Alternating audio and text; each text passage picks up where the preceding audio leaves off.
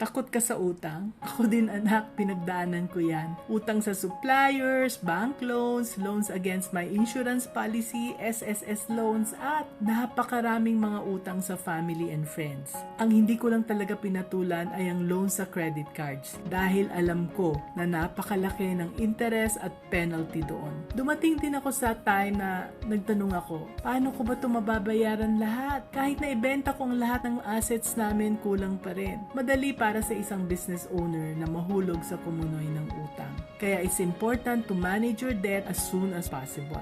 Munang step, ihiwalay ang pera ng negosyo sa sariling pera. Habang may utang, simplify your life at alisin ang lahat ng luho. Just get a salary to cover your bare necessities. Pangalawa, ganun din sa business. Simplify. Eliminate yung mga unnecessary. Pangatlong step, stop all debt and create a debt repayment plan. I-prioritize ang pagbayad ng utang mula sa may pinakamalaking interest rate para mas mabawasan ang paglaki ng utang.